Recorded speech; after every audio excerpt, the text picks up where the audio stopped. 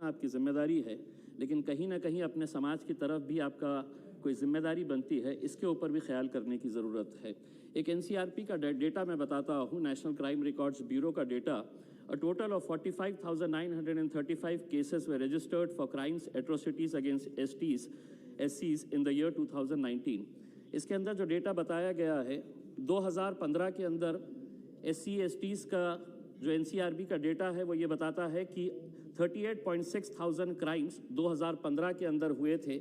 2019 के अंदर इसका आंकड़ा बढ़कर 45,900 हो गया है, यानी 19% इसके अंदर बढ़ोतरी हुई है। अब जो राज्य इसके अंदर सबसे ज़्यादा जिनके ये सहरा जाता है कि हमारे राज्य के अंदर सबसे ज़्यादा क्राइम्स अगेंस्ट एससीज हुए हैं, तो उसमें सबसे ज़्यादा क्राइम अगर हुए हैं तो उत्तर प्रदेश के अंदर हुए हैं। और ये डेटा मेरा नहीं है, ये नेशनल क्राइम रिकॉर्ड्स ब्यूरो का डेटा है। दूसरे नंबर के ऊपर आता है राजस्थान। यही डेटा के अंदर एनसीआरबी के अंदर ये बताया गया है कि मध्य प्रदेश, बिहार और गुजरात, ये 3 राज्य है जहां पर सबसे ज़्यादा एससीज के ऊपर अत्याचार किए जा रहे हैं। ये मेरा डेटा नहीं है, एनसीआरबी का डेटा है जो सरकार की तरफ से निकाला जाता है। दूसरी बात ये है कि अभी कुछ दिन पहले पार्लियामेंट के अंदर एक जवाब देते हुए राज्यसभा के अंदर बताया गया है, ऑफ द टोटल 4,78,600 प्रिजनर्स जो कैदी देश भर के जेलों के अंदर बंद है, उसमें SC, ST और OBC की संख्या कितनी है?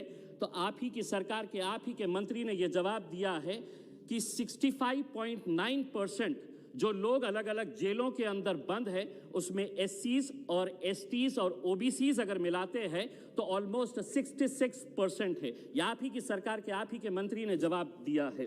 दूसरी बात यह है, और इसके अंदर भी जो सबसे ज़्यादा कैदी SC के जो कैद में बंद है, जेलों के अंदर बंद है, उसका श्रेय भी जाता है उत्तर प्रदेश सरकार को। ये मेरा डेटा नहीं है, आपके ही मंत्री ने जवाब देते हुए ये बताया है। मैं अध्यक्ष महोदय आपसे एक सवाल करना चाहता हूं कि हम गुजरात गए थे, गुजरात के बहुत सारे ट्राइबल लोग हमसे मिलने के लिए आए थे। हम सरकार से ये जवाब चाहते हैं कि आपने जिस 5,000 करोड़ रुपए का सरदार वल्लभ भाई पटेल साहब का जो स्टैच्यू बनाया है, उसके अतराफ अब आपने एक ऐसा नोटिफिकेशन जारी किया है जिसके जरिए 122 गांव के आदिवासियों को खाली करने का हुक्म दिया गया है, क्योंकि सरकार चाहती है कि वहां पर टूरिज्म के प्रोजेक्ट्स बनाए जाए। हम चाहेंगे कि मंत्री जी आप अपना जवाब देते वक्त इसके अंदर खुलासा करें कि कितने सारे ट्राइबल्स, कितने सारे आदिवासी उन गुजरात के 122 गांव से अंदर से आप खाली करवाने के लिए जा रहे थे। मैं दूसरी बात ये कहना चाहता हूं कि अगर हम वैकेंसीज की अगर बात करते हैं तो कितने सारे वैकेंसीज है। ये जवाब भी 15 मार्च 2021 को रमेश पोखरियाल साहब ने, मिनिस्टर ऑफ एजुकेशन ने ये बताया है कि vacant reserve post for SCs, STs and OBCs in central universities कितने हैं। तो SCs के 2,847, ये सीनियर जो हमारे हाई प्रोफाइल इंस्टीट्यूशंस है वहां की हम बात कर रहे हैं।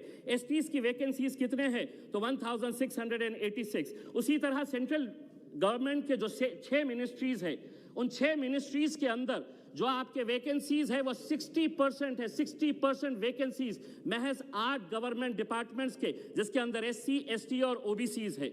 अध्यक्ष महोदय, कुछ देर पहले मैं ये भाषण देने के लिए जब आ रहा था तो कुछ देर पहले राष्ट्रवादी कांग्रेस के एक वरिष्ठ नेता सुनील तटकरे साहब बड़े जोश के साथ भाषण कर रहे थे और ये कह रहे थे कि हमको मराठाओं को रिजर्वेशन मिलना चाहिए, सरकार ने ये किया है, धनगरों को भी मिलना चाहिए। मैं उनसे ये सवाल करना चाहता हूं कि सरकार आपकी थी, उस वक्त आपने ये क्यों फैसला नहीं लिए?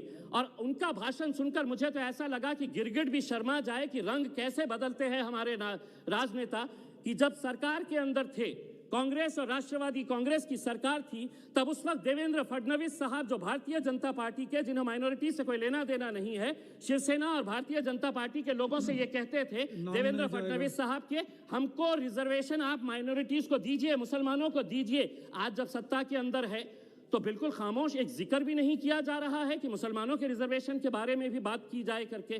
तो हमारा यही कहना है कि SCs और STs का मतलब ये नहीं है कि बाबा साहब अंबेडकर की जयंती आएंगी, हम लोकसभा को, पार्लियामेंट बिल्डिंग को रोशनी से सजा देंगे, अंबेडकर साहब के पुतले पूरे देश भर के अंदर सजा देंगे। हमें उनके सोशल इकोनॉमिक बैकग्राउंड के बारे में सोचना है। 70 सालों से क्यों ये समाज आज पिछड़ा हुआ है, क्यों ये समाज की झोपड़पट्टियों के अंदर हम देसी दारू की दुकानें सजाते हैं वहां पर, क्यों वहां पर शिक्षा के प्रावधान नहीं किए जाते हैं? 70 सालों के बाद भी हम उन्हीं मुद्दों के ऊपर बहस कर रहे हैं। जब बाबा साहब अंबेडकर ने बताया था, उन्होंने अपने जो बताया था कि ये समाज को ये नहीं करना चाहिए, क्या ये समाज की जिम्मेदारी नहीं है कि अपने इलाकों से देसी दारू के, शराब के अड्डों को बंद कराना? क्यों खोले जाते हैं आपकी बस्तियों के अंदर ये शराब के ठेके? कहीं ना कहीं उस समाज के नेताओं को सोचने की जरूरत है। अध्यक्ष महोदय, मैं समझता हूं कि इस मुद्दे के ऊपर हम बार बार चर्चा करते हैं, एक बार संजीदगी से इसके बारे में कुछ ना कुछ फैसला होना, और हम ये उम्मीद करते हैं कि सर, आप गुजरात के 122 ट्राइबल विलेजेस को आप खाली करवा रहे हैं, उसके बारे में क्या स्थिति रहेंगी ये बताइए। नर्मदा आंदोलन कितने सालों तक चला, आप अच्छी तरह से जानते हैं। ये ट्राइबल्स भी खामोश नहीं बैठने वाले हैं और उनको हम ताकत देंगे वहां पर जाकर। अगर आप इस तरह से 122 गांव के ट्राइबल्स को, आदिवासी को खाली कराएंगे और वहां पर टूरिज्म के प्रोजेक्ट्स लगाएंगे तो बहुत गलत बात है।